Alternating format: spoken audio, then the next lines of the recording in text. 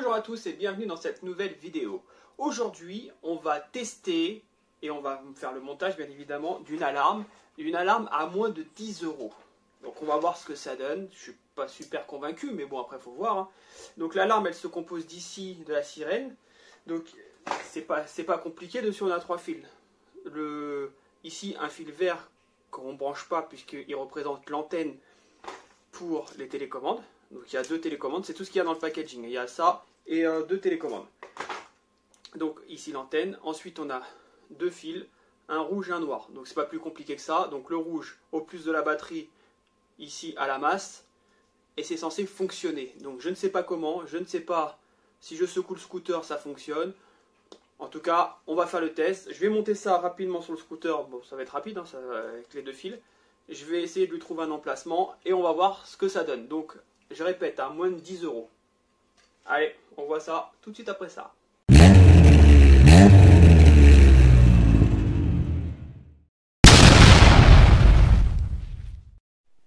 Donc on va passer au test. Donc voici la boîte qui a été livrée avec. Donc vous avez déjà vu l'alarme. Voilà, ensuite vous avez les 2 télécommandes et une notice pour le moins plus ou moins rapide. Hein. Voilà. Alors on va essayer tout ça. Donc ici, donc là apparemment, nous les 2 boutons qui fonctionnent sur cette alarme, parce que c'est des télécommandes standards. Nous on a déverrouillé, verrouillé. Voilà. Le reste, ça ici c'est démarreur à distance du moteur. Nous on n'a pas l'option. Et ici, si celle-ci fonctionne, c'est si vous savez plus où est garé votre véhicule, vous appuyez dessus et l'alarme se met en route. Alors on va le verrouiller. Donc l'alarme a été cachée là-dessous. Voilà, là derrière, elle a été collée directement sur le passage de roue. Donc pour mettre l'alarme, c'est rien de plus simple. Ici, voilà. Donc là c'est censé être verrouillé. Donc on va faire des tests, on va voir si je cogne un peu. Ah ouais, ah, c'est super sensible. Par contre, ça, je sais pas si vous entendez, mais ça hurle, c'est hyper fort. Donc là je déverrouille. Voilà, on va tester. Donc cette touche là, comme je vous dis, voilà, elle sert à rien. Et on va tester l'autre. Voilà, et là l'alarme se met en route. Donc hop, je mets l'alarme.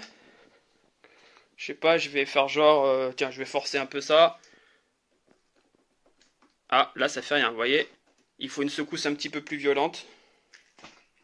Est-ce que je l'ai bien mise au moins? Ouais, si c'est sensible, c'est très sensible. Donc voilà, donc l'alarme est mise, hein. On va pousser légèrement. Donc là c'est sommation. Et ensuite si j'insiste, voilà, là ça sonne. Oh, c'est extrêmement bruyant. Ah ouais.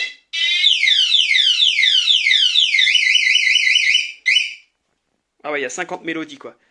Donc voilà, donc ça fonctionne très bien. Vraiment, je suis très surpris. Comme vous avez pu le voir, bah, franchement, ça marche plutôt bien. Bah, pour 10 €, vous avez une alarme sur votre scooter super facile à monter, qui est extrêmement sensible, tellement sensible que lorsque je ferme la porte du garage un peu fort, si l'alarme est mise, elle se déclenche. Non, c'est vraiment un très bon rapport qualité-prix.